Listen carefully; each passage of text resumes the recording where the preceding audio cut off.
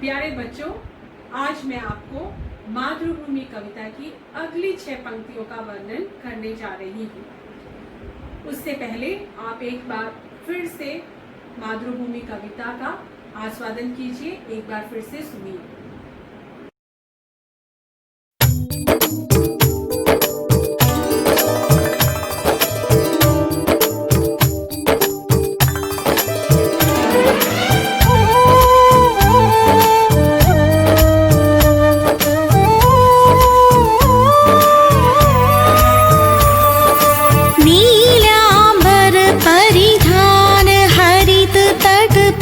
सुंदर है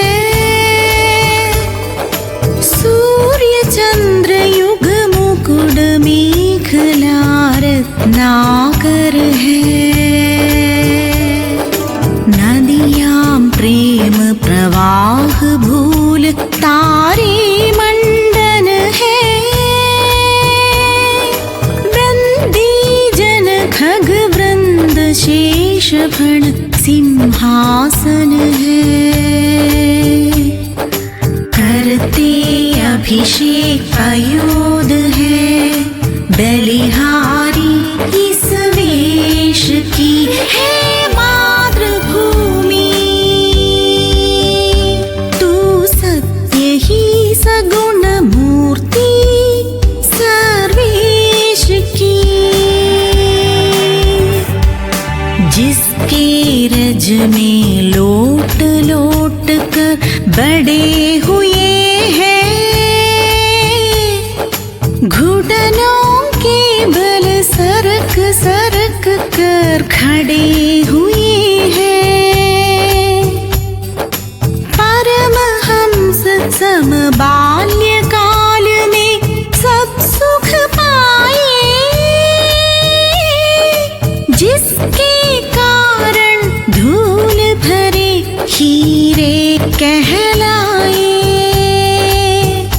हम खेले कूदे हर्षयुत जिसकी प्यारी गोद में है मातृभूमि। तुझको निरमग्न क्यों न हो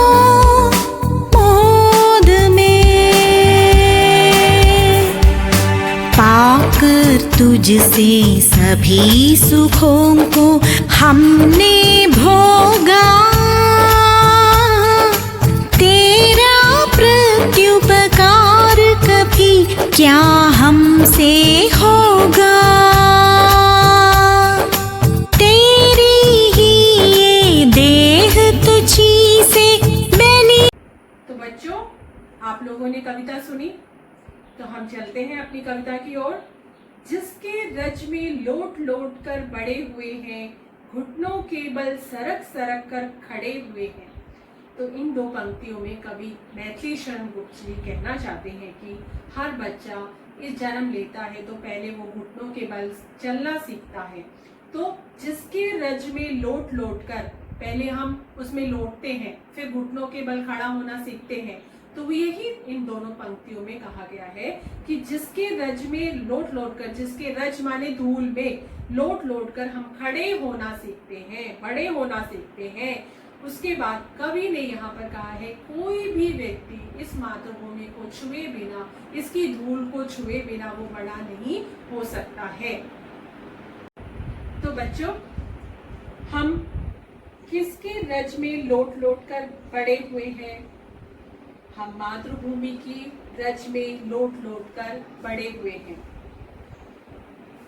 हम भारतवासी कैसे बड़े हुए हैं? अपनी मातृभूमि की धूल में लोट लोट कर हम बड़े हुए हैं। तो बच्चों, हम अगली 2 पंक्तियों की ओर चलते हैं। परमहंस सम बाल्यकाल में सब सुख पाए। जिसके कारण धूल भरी हीरे कहलाए। तो यहाँ पर कवि मैथिली शरण गुप्त जी ने श्री रामकृष्ण परमहंस का वर्णन किया है। इसकी ओर जाने से पहले आप ये वीडियो जरा देखिए रामकृष्ण परमहंस के बारे में।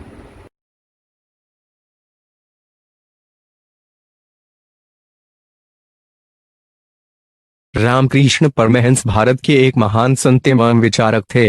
इन्होंने सभी धर्मों की एकता पर जोर दिया। उन्हें बचपन से ही विश्वास था कि ईश्वर के दर्शन हो सकते हैं, अतः ईश्वर की प्राप्ति के लिए उन्होंने कठोर साधना और भक्ति का जीवन बिताया। स्वामी रामकृष्ण मानवता के पुजारी थे। साधना के फलस्वरूप वे इस निष्कर्ष पर पहुंचे कि संसार के सभी धर्म सच्चे हैं और उनमें कोई भिन्नता नहीं। वे ईश्वर तक पहुंचने के भिन्न भिन्न साधन मात्र हैं। सतत प्रयासों के बाद भी रामकृष्ण का मन अध्ययन अध्यापन में नहीं लग पाया। कलकत्ता के पास दक्षिणेश्वर स्थित काली माता के मंदिर में अग्रज राम कुमार ने पुरोहित का दायित्व सौंपा। रामकृष्ण इसमें नहीं रम पाए। कालांतर में बड़े भाई भी चल बसे। अंदर से मन ना करते हुए भी रामकृष्ण मंदिर की पूजा एवं अर्चना करने लगे। रामकृष्ण मां काली के आराधक हो गए। 20 वर्ष की अवस्था में अनवरत साधना करते करते माता की कृपा से इन्हें परम दिव्य ज्ञान प्राप्त हुआ। इनके प्रिय शिष्य विवेकानंद ने एक बार इनसे पूछा, महाशय, क्या आपने ईश्वर को देखा है? महान साधक रामकृष्ण ने उत्तर दिया, हाँ देखा है। जिस प्रकार तुम्हें देख रहा हूँ ठीक उसी प्रकार, बल्कि उससे कहीं अधिक स्पष्टता से। वे स्वयं की अनुभूति से ईश्वर के अस्तित्व का विश्वास दिलाते थे। आध्यात्मिक सत्य ज्ञान के प्रखर तेज से भक्ति ज्ञान के रामकृष्ण पथ प्रदर्शक थे। काली माता की भक्ति में अवगाहन करके वे भक्तों को मानवता का पाठ पढ़ाते थे। रामकृष्ण परमहंस जीवन के अंतिम दिनों में समाधि की स्थिति में रहने लगे। तन से शिथिल होने लगे। शिष्यों द्वारा स्वास्थ्य पर ध्यान देने की प्रार्थना पर अज्ञानता जानकर हंस देते थे। रामकृष्ण के परम प्रिय शिष्य विवेकानंद कुछ समय हिमालय के किसी एकांत स्थान पर तपस्या करना चाहते थे। यही आज्ञा लेने जब वे गुरुवार के पास गए तो रामकृष्ण ने कहा, वत्स, हमारे आसपास के क्षेत्र के लोग भूख से तड़प रहे हैं। चारों ओर अज्ञान का अंधेरा छाया है। यहाँ लोग रोते चिल्लाते रहें और तुम हिमालय की किसी गुफा में समाधि के आनंद में निमग्न रहो, क्या तुम्हारी आत्मा स्वीकारेगी? इससे विवेकानंद दरिद्र नारायण की सेवा में लग गए। रामकृष्ण महान योगी, उच्च कोटि के साधक व विचारक थे। सेवा पथ को ईश्वरीय प्रशस्त मानकर अनेकता में एकता का दर्शन करते थे। सेवा से समाज की सुरक्षा चाहते थे। गले में सूजन को जब डॉक्टरों ने कैंसर बताकर समाधि लेने और वार्तालाप से मना किया तब भी वे मुस्कराए। चिकित्सा कराने से रोकने पर भी विवेकानंद इलाज कराते रहे। विवेकानंद ने कहा, काली माँ से रोग मुक्ति के लिए आप कह दें। परमहंस ने कहा, इस तन पर माँ का अधिकार है, मैं क्या कहूँ, जो वे करेगी मेरे लिए अच्छा ही करेगी। मानवता का उन्होंने मंत्र लुटाया। उन्होंने माँ महाकाली के चरणों में अपने को उत्सर्ग कर दिया। वे भाव में इतने तन्मय रहने लगे कि लोग उन्हें पागल समझते। वे घंटों ध्यान करते और माँ के दर्शनों के लिए तड़पते। एक दिन अर्धरात्रि को जब व्याकुलता सीमा पर पहुंची तब जगदम्बा ने प्रत्यक्ष होकर कृतार्थ कर दिया। गदाधर अब परमहंस रामकृष्ण ठाकुर हो गए। 15 अगस्त 1886 को 3 बार काली का नाम उच्चारण कर रामकृष्ण समाधि में लीन हो गए। रामकृष्ण समझते थे कि उन्होंने मां काली का हाथ नहीं पकड़ा हुआ है, अपितु मां काली ने उनका हाथ पकड़ा हुआ है।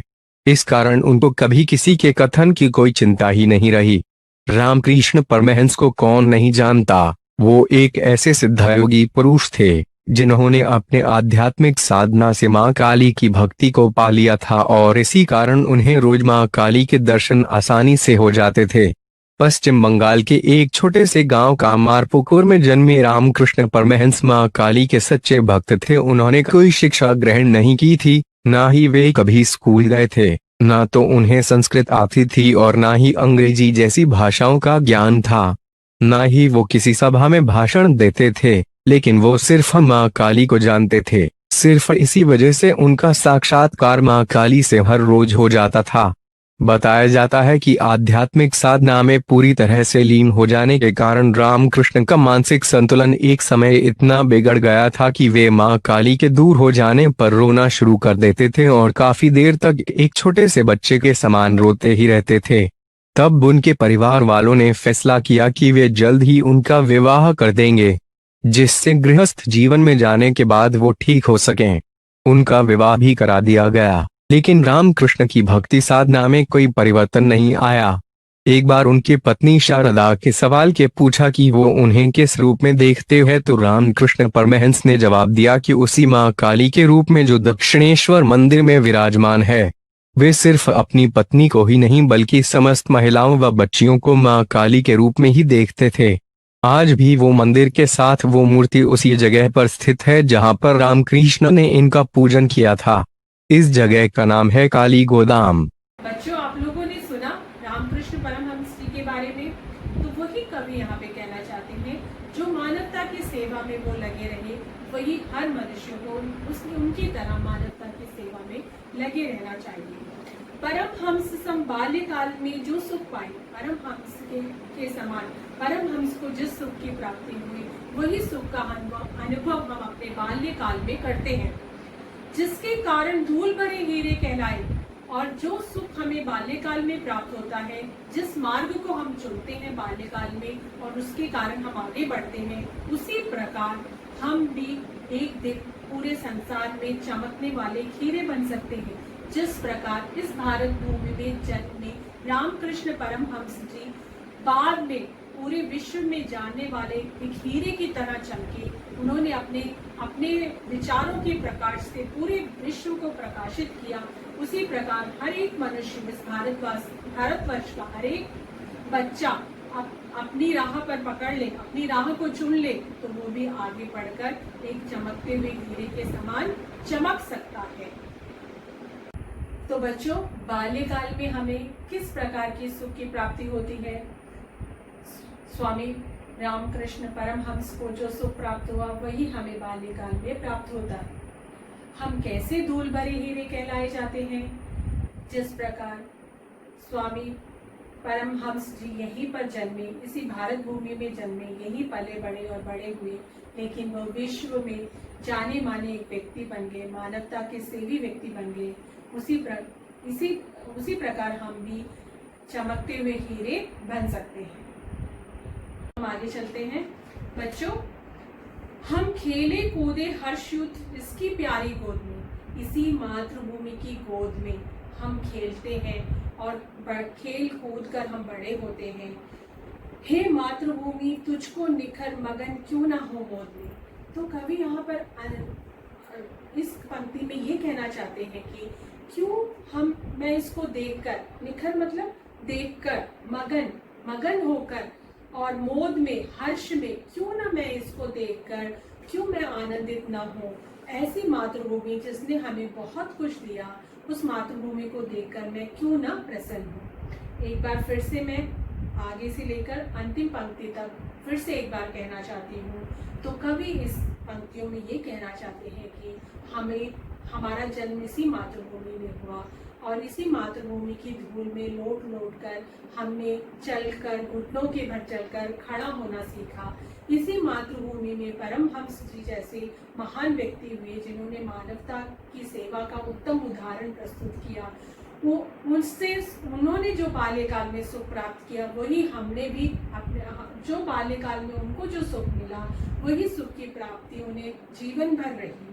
तो वैसा ही हमें भी अपने मार्ग ढूंढना चाहिए। बचपन से ही हमें मार्ग तय कर लेना चाहिए, हमें क्या करना है।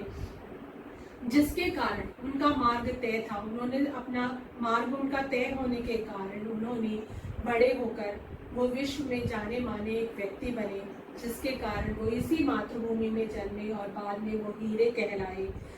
हम इसी मातृभूमि की गोद में खेल कूद कर, हर्षयुक्त खेल कूद कर बड़े होते हैं।